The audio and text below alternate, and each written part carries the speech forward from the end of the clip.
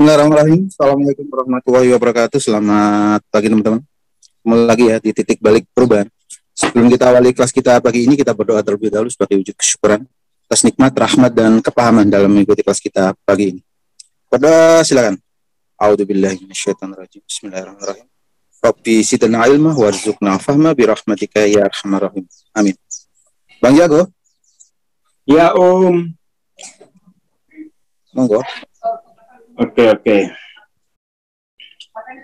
Bismillahirrahmanirrahim. Assalamualaikum warahmatullahi wabarakatuh. Selamat pagi ya. Assalamualaikum warahmatullahi wabarakatuh.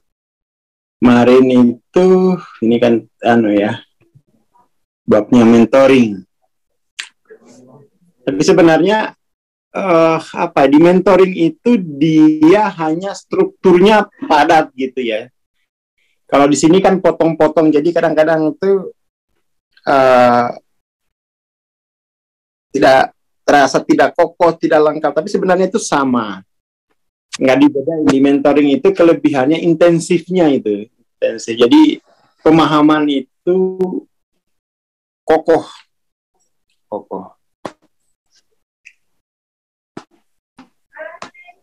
Kemarin kita sampai bahas soal apa ya?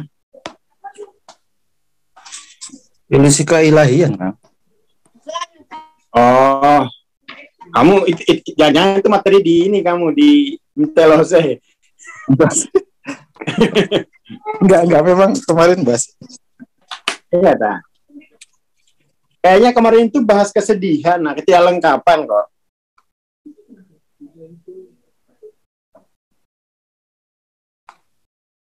Ntar ya, kita cari dulu.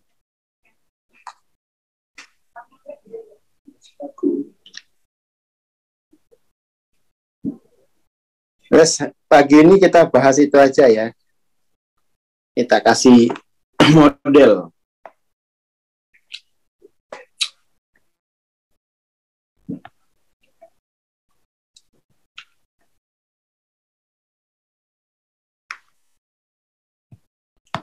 Kasih model ini aja, wes.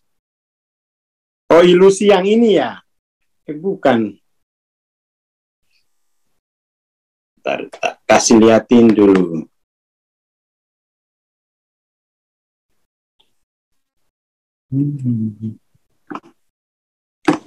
Bikinin gini aja ya. Jadi, ini adalah dimensi ketiga ini. Nafsi itu dikuasai oleh ilusi ya. Jadi ilusi keilahian itu membawa kita pada rasa ya. Rasa ketiadaan kehidupan. Ilusi keilahian itu membawa kita pada rasa ketidakhidupan. Pada rasa ketidaklengkapan. Pada rasa ketidakcukupan, pada rasa ketidakpenuhan, pada rasa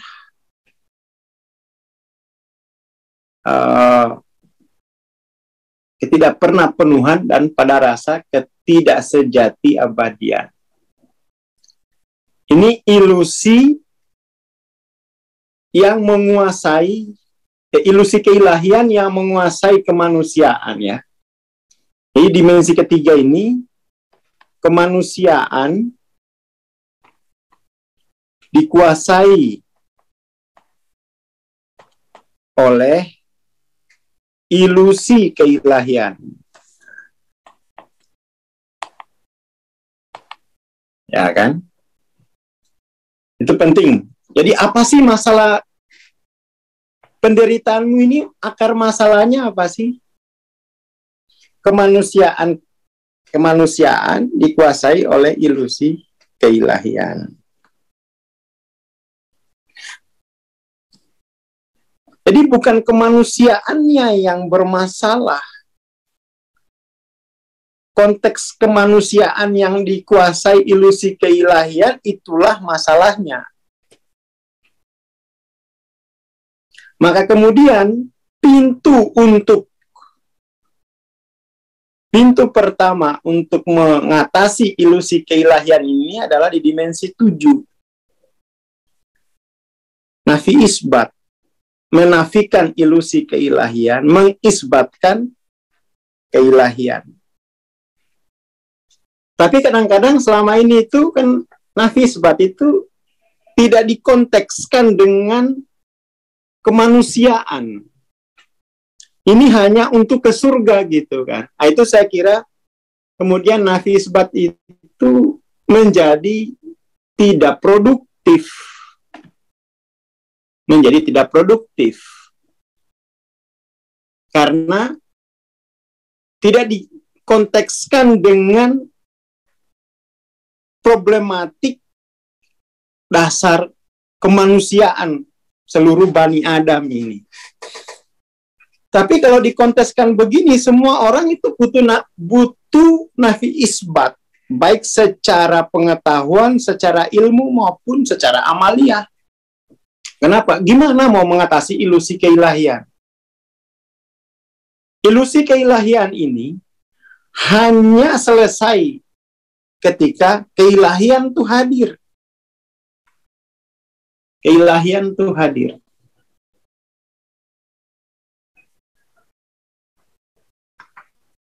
Ya kan? Tetapi kemudian dimensi keempat, saya belum bikin ininya ya. Belum bikin kayak gininya. Melihat ilusi keilahian ini dia belum sampai bahwa persoalan dasar kemanusiaan itu adalah ilusi keilahian yang menguasai konteks kemanusiaan. Dimensi keempat itu baru berusaha mengatasi dampak ilusi keilahian ini pada akalnya. Itu adalah dimensi keempat. Jadi dimensi keempat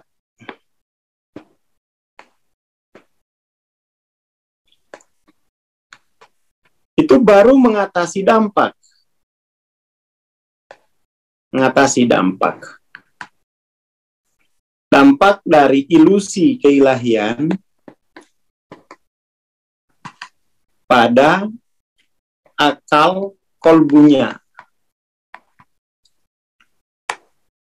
Itu dimensi keempat.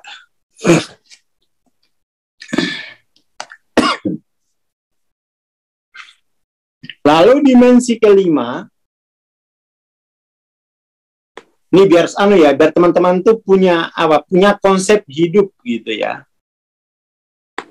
Yang sampai 2024 belum ada pemahaman tentang bahwa permasalahanmu itu bukan karena kamu nggak lulus kuliah, bukan kamu nggak punya modal, bukan kamu apalagi sudah tua, tapi ilusi keilahianmu itu belum tuntas. Belum tuntas.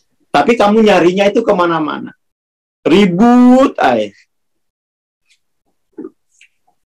Sekarang kita fokus di 2023 awal ini. Oke, seluruh permasalahan kemanusiaan, apapun itu,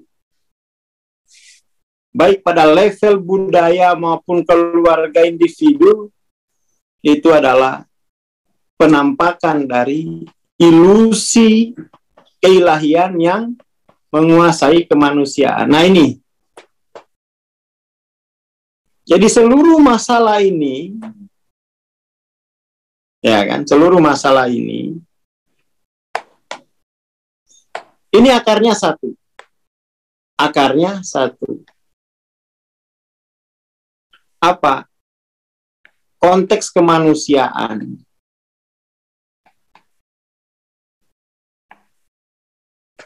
Yang dikuasai, yang masih dikuasai oleh ilusi keilahian. Dah.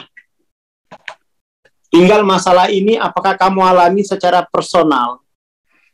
Ya. Apakah kamu alami secara lingkup keluarga? Atau kamu alami di lingkup peradaban? Sama saja. Sama saja. Tinggal lingkupnya ini kan ilusi keilahian ini di lingkup mana? Apakah di lingkup dirimu sendiri, keluargamu, budayamu, bisnis, komunitas, kota, warga negara, sampai pada peradaban itu hanya pancaran ilusi keilahian ini multidimensi.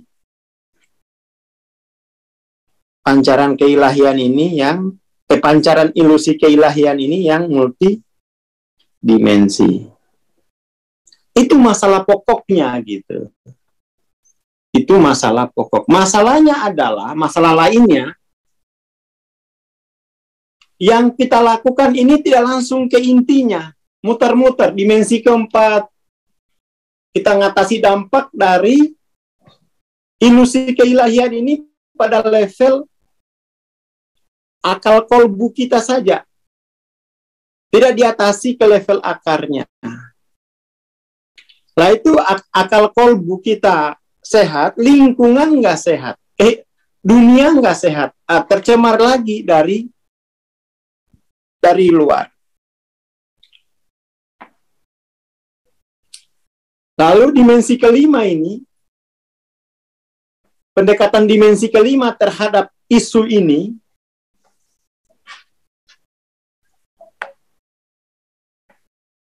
pendekatan dimensi kelima,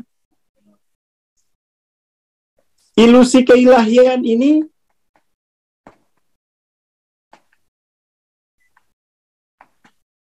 diterima saja. Diterima.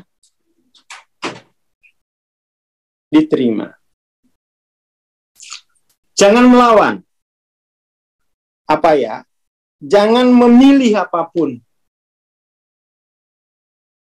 Disikapi dengan penerimaan. Ya, lebih bagus. Tapi tidak tuntas secara kolektif. Tidak tuntas. Diterima saja. Dimensi keenam, ilusi keilahian ini tidak hanya diterima, tetapi juga diizinkan. Ilusi keilahian ini diizinkan, disikapi saja dengan bijak. Ilusi keilahian ini izinkan saja.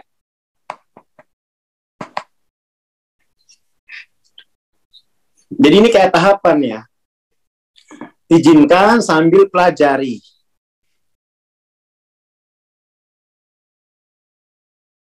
Nah,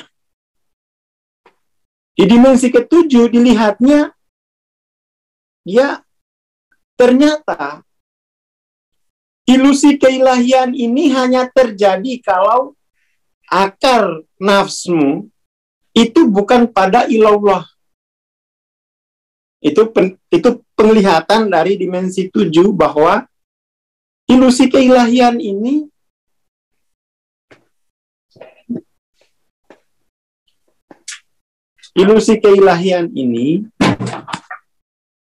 hanya bisa terjadi jika akar dari nafsumu bukan ilallah. Selama kamu mengakar pada nafsumu ini, mengakar pada ilallah, maka tidak ada ilusi ini sebenarnya. Tidak ada ilusi. Tidak ada ilusi keilahian itu jika nafsumu mengakar pada yang sejati. Karena ini dia, wakul ja'al haq wajahakal batil. Inna batila kana zahuka. Jadi dualitas, ilusi itu sesuatu batil gitu. Yang mengada-ada.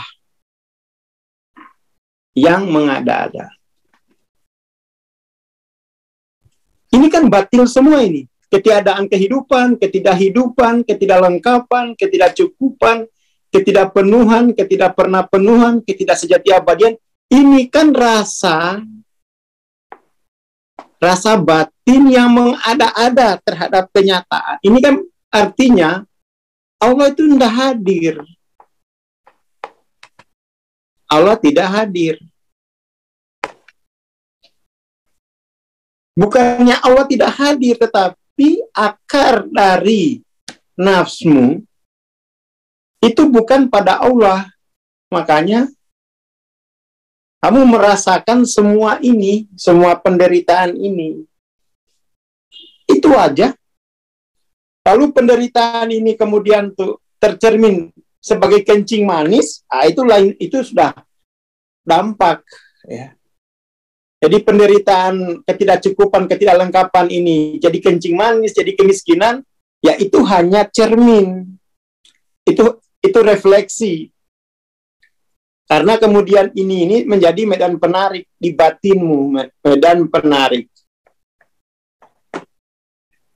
Yang kemudian kamu lihat sebagai kencing manis pada tubuh, kolesterol pada tubuh, kemiskinan pada saldo, kan gitu. Pemikirannya itu gitu. Jadi medan penarik ini masuk ke sini.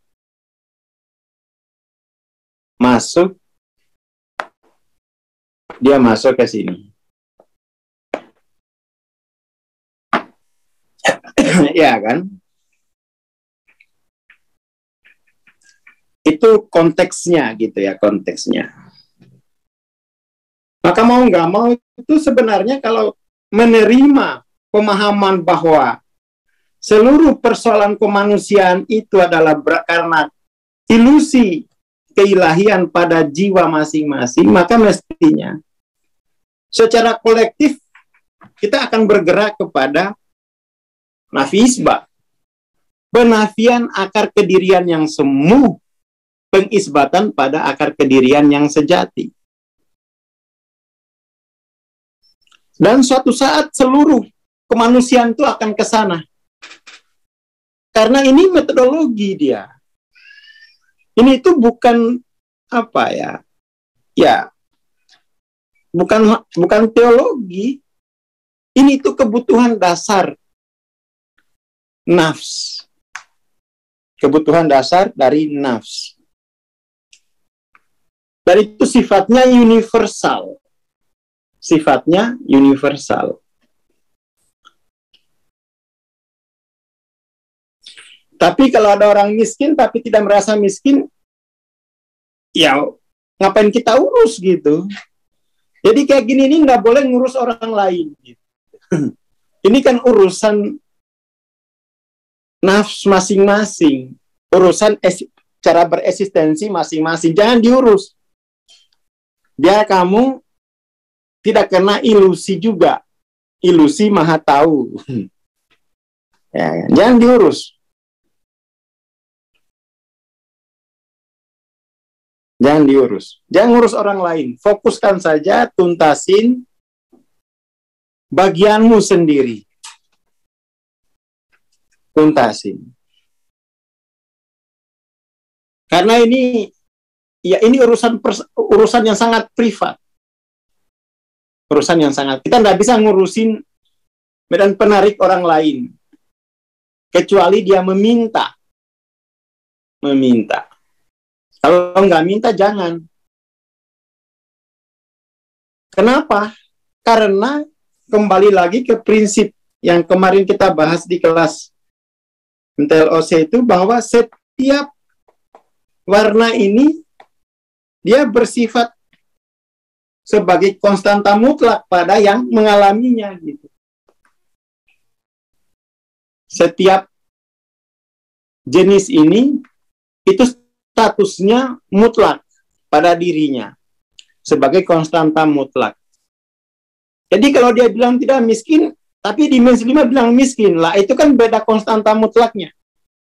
Nah itu soal urusan konstanta mutlak itu jangan dicampuri. Jangan dicampuri.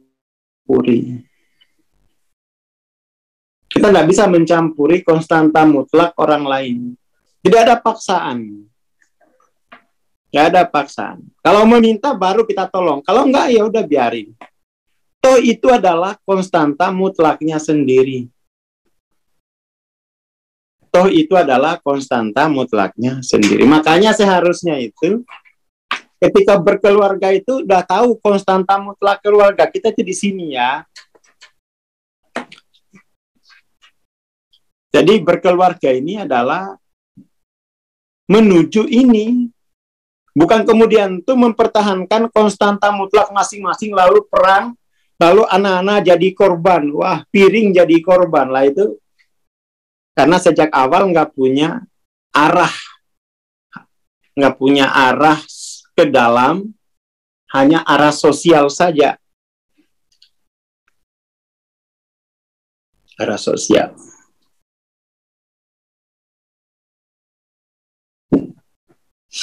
Oke, itu.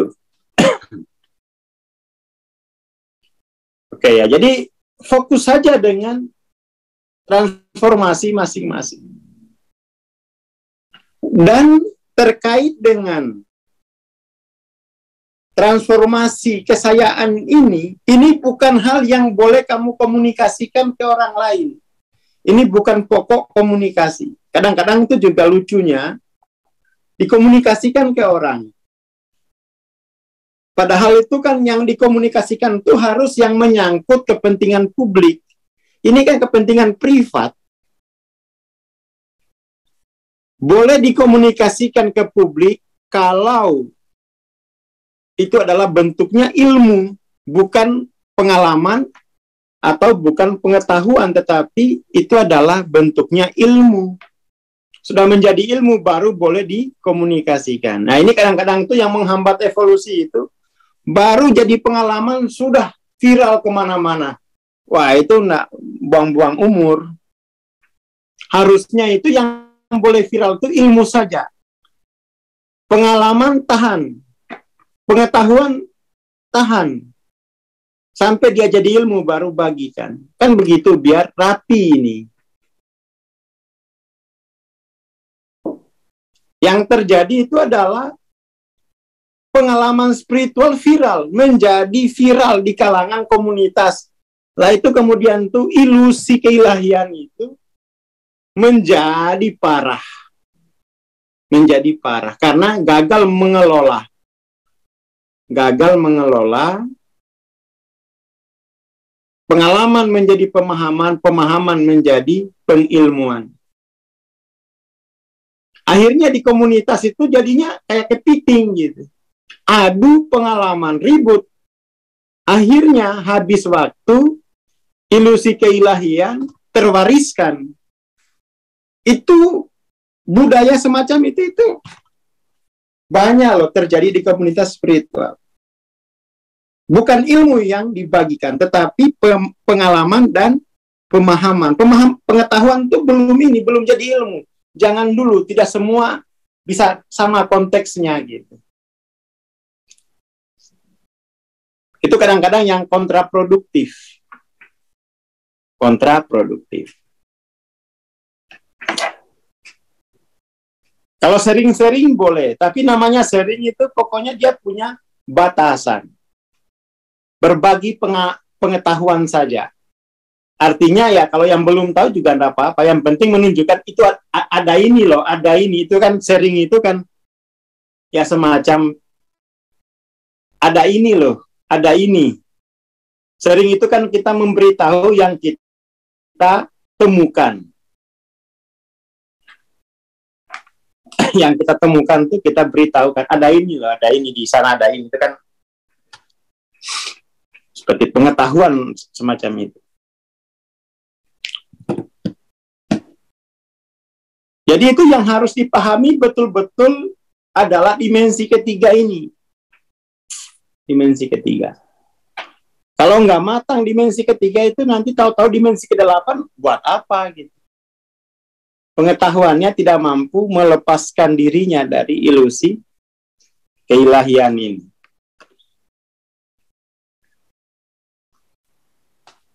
Tetapi ilusi keilahian ini bukan musuh ya. Jangan dijadiin musuh.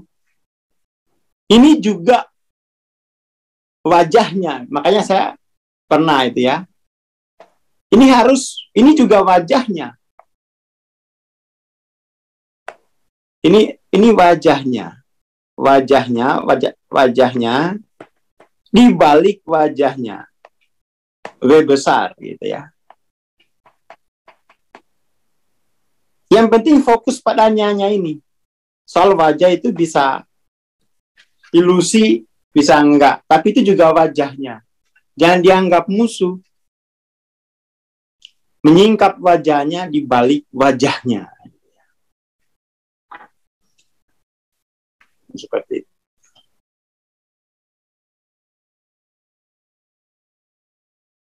Ya nggak apa-apa, memang itu bukan paling suka ya. Maksudnya memang semua orang mengalami itu. Karena dimulai perjalanan ini kan dimulai salah satu titik poinnya kan dari dimensi ketiga. Itu kemudian bagaimana melampauinya gitu kan. Ini kan harus dilampaui, tidak bisa dihilangkan. Ilusi keilahian ini kan harus dilampaui, harus dipahami. Nggak bisa kamu hancurkan ini, karena itu juga wajahnya. Wajahnya. Ini harus dipahami, harus diakui, diterima, dipahami, baru dilampaui. Jadi sebenarnya secara hakikat ini kita hanya bergerak dari wajahnya ke wajahnya yang lain. Ini W kecil, ini W besar ya. Tapi gimana itu juga kan nyanya ini yang penting. Itu sikap yang beriman. Tapi kalau sikap yang tidak beriman, ini kemudian tuh dianggap sebagai jenis penyakit, wabah nasional gitu ya. Ya itu kan sudah wajahnya ini menjadi bala bagi kemanusiaan.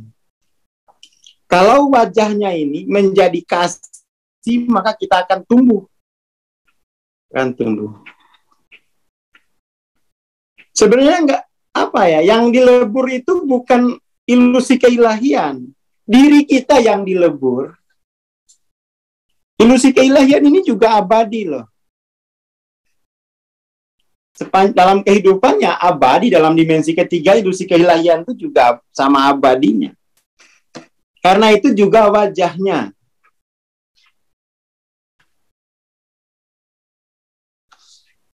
Karena itu juga wajahnya. Pada konteks bahwa semuanya adalah wajahnya, maka tidak relevan lagi kita bilang dualitas non-dualitas. Tidak ada lagi kategori dualitas non-dualitas. Ya, jadi ini mengetahui wajahnya itu kemudian menjadi kita kasaf. Menjadi kasaf. Menjadi kasaf. Nah, maksud saya itu 2023 ini teman-teman fokus mengenali wajahnya. Selalu coba lampaui. Jadi kalau sudah tidak bisa dilampaui berarti itu sudah yang sejati. Apa cirinya yang sejati? Ketika tidak bisa lagi dilampaui. Apa cirinya ilusi? Karena itu masih bisa dilampaui.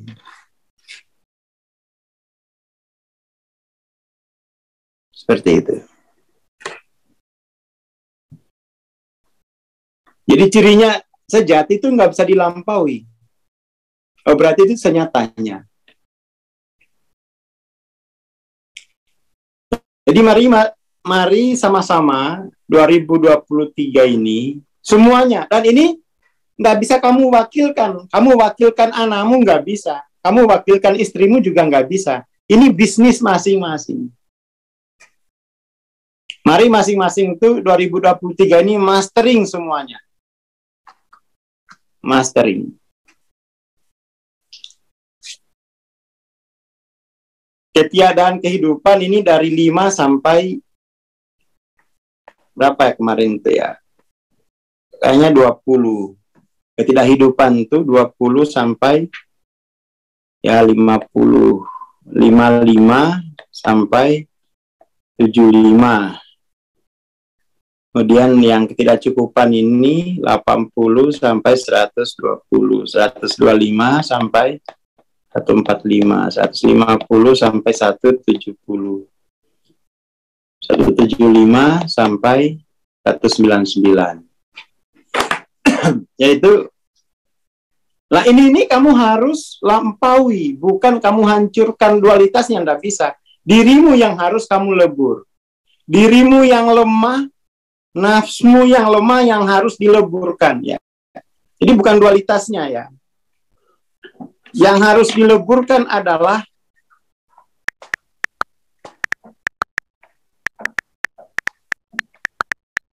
nafs dengan nafs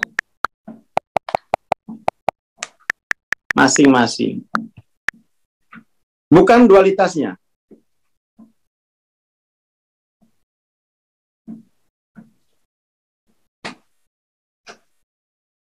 Jadi 2023 mastering, 2024 itu peragaan kemanusiaan yang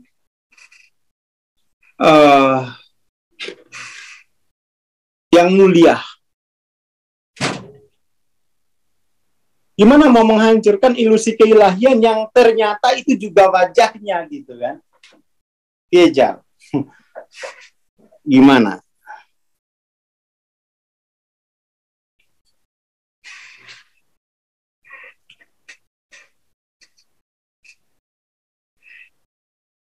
Nafs yang tidak bisa lagi dileburkan, ya itu berarti sudah yang sejati.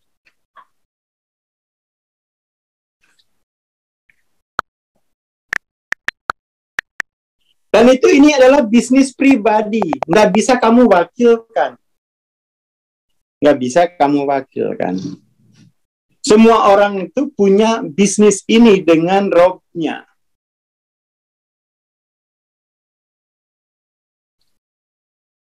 Jangan diwakilkan.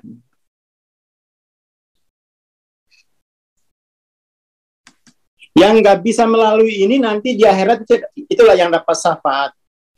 Disafati wes nafsnya. Tidak kuat melampaui ilusi keilahian. Tidak bisa diserahkan ke orang lain. Ya, dagang dengan Tuhan lah ya. Dagang dengan Tuhan.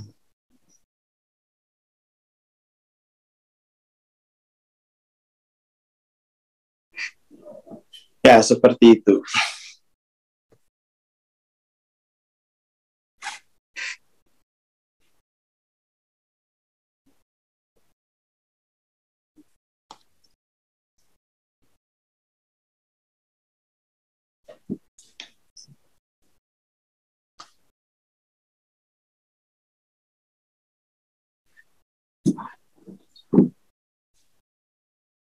Kayak itu ya.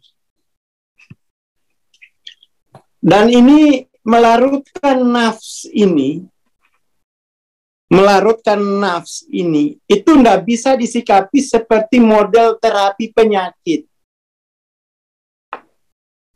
Itu larutnya nafs itu karena ilmu, bukan karena ya, jadi jangan seperti minum obat gitu ya. Jangan berpikir seperti minum obat. Itu berpikir linier namanya.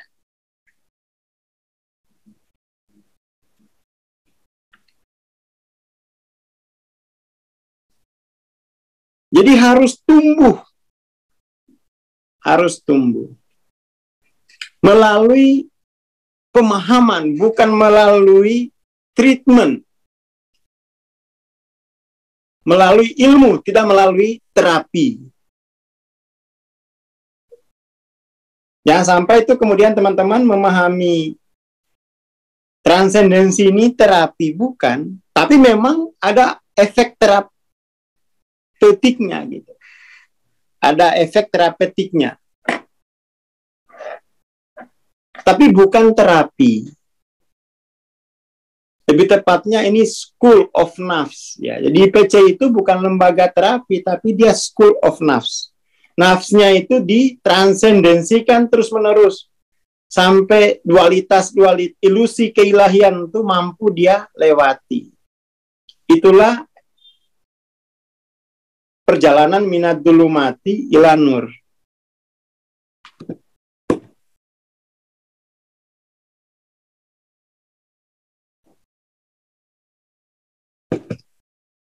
Nafsi itu apa ya? Nafsi itu self, diri, kedirian. Nafsi itu diri. Ini ada Eka ya dari nafsi itu diri. Strukturnya itu gini. Ini kan. Konteks kesayaan nafsu. Nafs ini ya self, konteks kesayaan.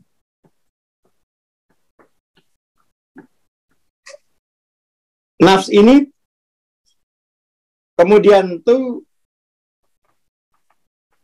di dalamnya ada fakultas akal kolbu. Akal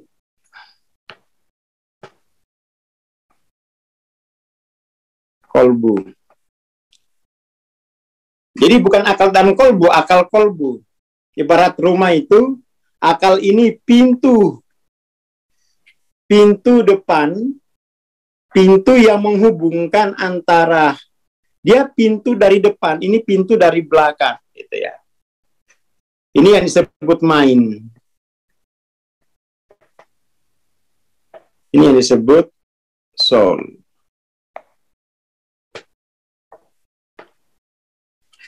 Itu ya gambarnya untuk Mbak Eka. Mana Mbak Eka, clear? Eka Budiari. Jadi nafsi itu self, konteks kesayaan. Di dalamnya itu ada akal kolbu. Akal itu pintu depan. Kalau rumah ya, kolbu itu pintu belakang.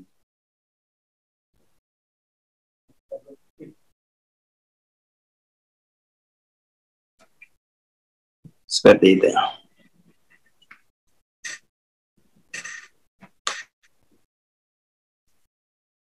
Lu nggak ada pintu utama, pokoknya semua nggak ada kategori utama dan nggak utama, semuanya utama.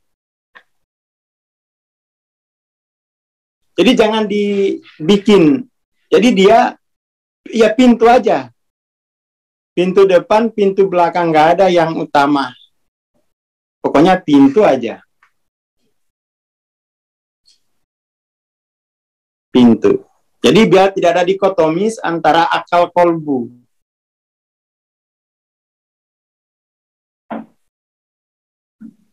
Kalau dibagi dan itu udah dimensi keempat malah. Tidak senyatanya.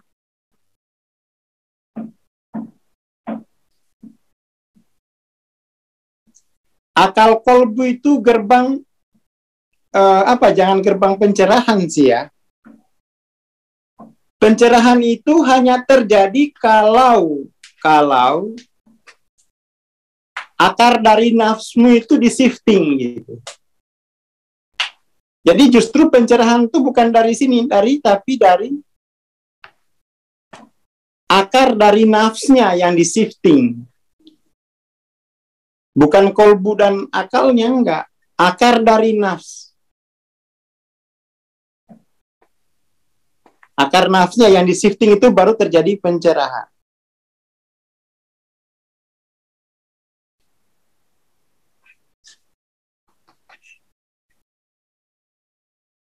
Makanya kenapa sulit itu orang mengalami pencerahan.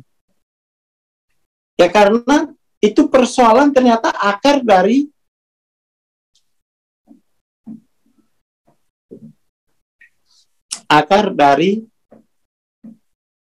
kesayaan. Ya kalau halusinasi ini sudah masuk kategori itu ya. Apa namanya? Ini kan sudah masuk kategori klinis. Halusinasi ini kan. Halusinasi itu udah wilayah klinis. Kalau ilusi ini masih ya kenyataan gitu.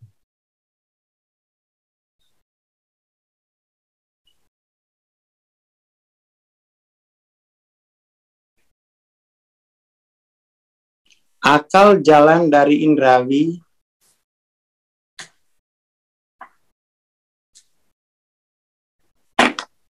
apa ya? Jangan sampai keliru menyimpulkan gitu. Jangan sampai keliru menyimpulkan. Nah, makanya kita fokus ke akar nafsnya di PCI itu gitu. Nggak fokus ke akar nafsnya. Sehingga kalau akar nafsnya itu shifting dengan baik, maka struktur akal kolbunya itu ya jadinya sehat gitu. Jadinya sehat.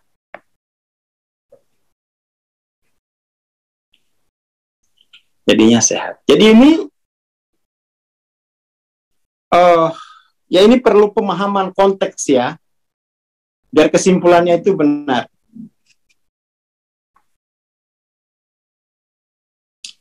Ya ego itu kan masih nafsnya itu nafs yang mengakar pada ketubuhan gitu kan.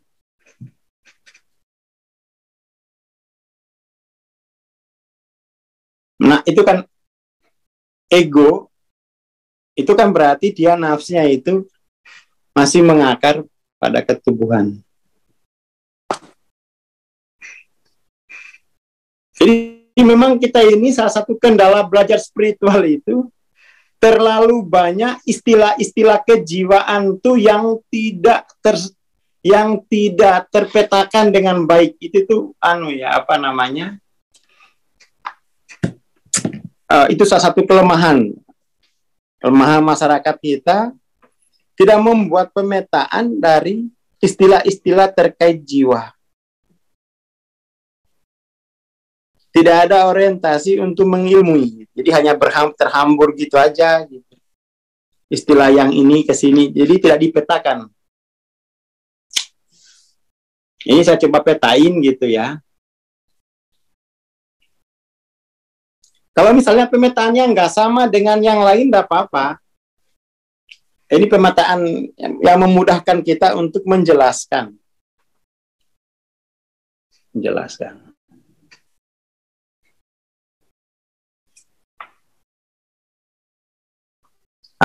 Akal ya, pemikiran-pemikiran itu kan hubungan ini ya, menghasilkan.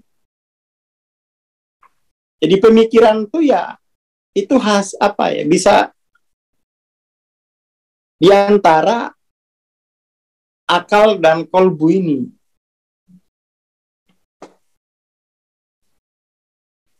Namanya pemikiran.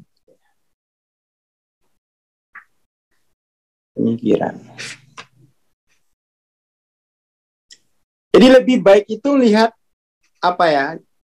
dilihatnya sebagai kesayaan dulu deh. Apa sih yang dialami kesayaan? Nah itu tuh baru. Jadi dilihatnya kesayaan, jangan langsung objektif. Kalau pakai objektif itu nggak jadi. Nggak jadi. Jadi nggak usah terjebak dengan istilah-istilah yang pokoknya kesayaan, wes. Apa yang dialami kesayaan? Perasaannya kah? Oh itu kolbu. Tapi itu kan berarti dia nggak bisa dipisah gitu. Nggak bisa dipisah antara kolbu akal. Itu hanya gaya bahasa saja kan, gaya komunikasi.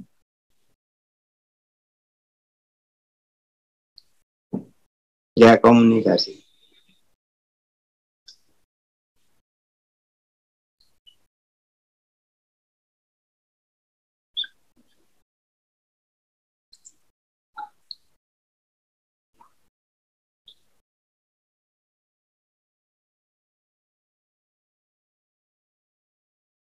Seperti itu. Jadi ini memang perlu penataan ya, perlu penataan. Makanya 2023 ini tolong teman-teman dipahami dulu, jangan fokus ke sini malah fokusnya ke sini loh. Jangan fokus ke sini. Fokusnya ke nafs. Fokusnya ke nafs. Jangan fokus ke sini. Fokus ke sini tidak akan ada akhirnya. Jadi kayak ilmu psikologi akhirnya.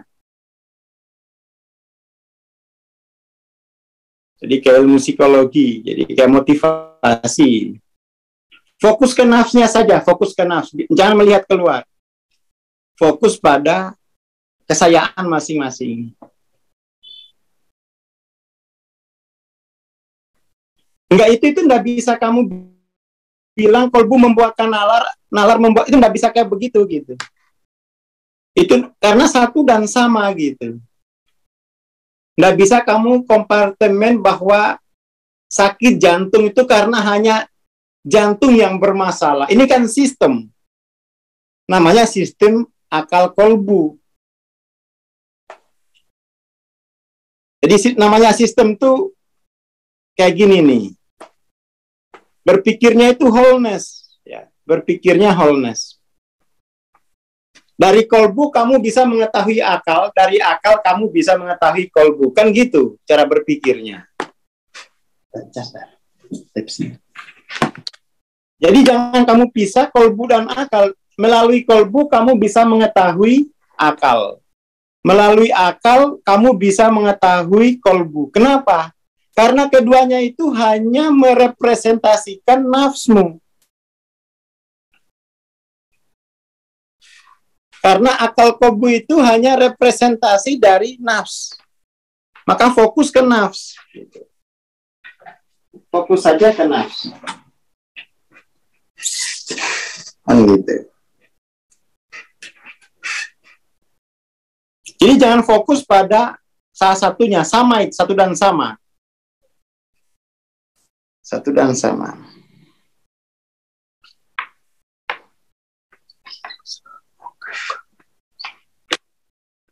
Seperti itu.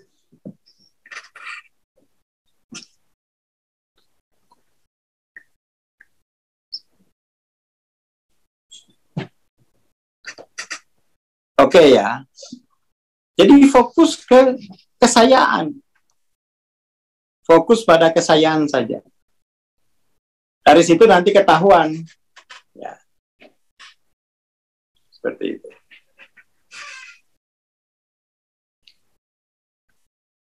Oke lah, itu dulu ya pagi ini. Jadi paling enggak kita punya dasar wacana bersama gitu ya. Jadi akal kolbu itu satu dan sama. Kan nggak bisa dipisah-pisahin. Mentang-mentang kamu dokter jantung, lalu kamu bilang jantung lebih penting daripada paru-paru. Coba buka paru-parumu. Mati jantungmu.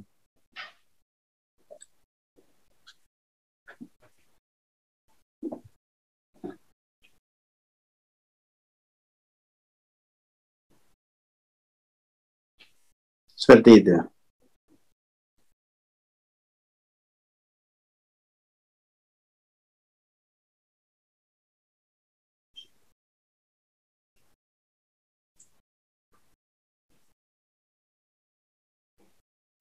Jadi itu ya. Jadi nggak bisa kita bilang jantung lebih penting dari paru-paru. Itu kan di laboratorium jantung. Kalau di tubuh itu nggak bisa. Sistem, dia sistem gitu. Pandangan sistem. Seperti itu. Kayak gini ya, kita mulai dengan konsepnya itu gini. Yang penting tuh akal, kolbu, nafsi itu ya harus dibedain. Yang menjadi, jadi ini semacam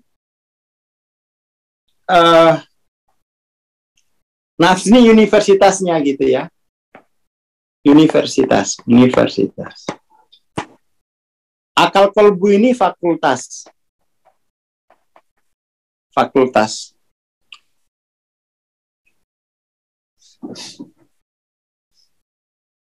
Jadi kalau universitasnya berubah, fakultasnya juga berubah kualitasnya.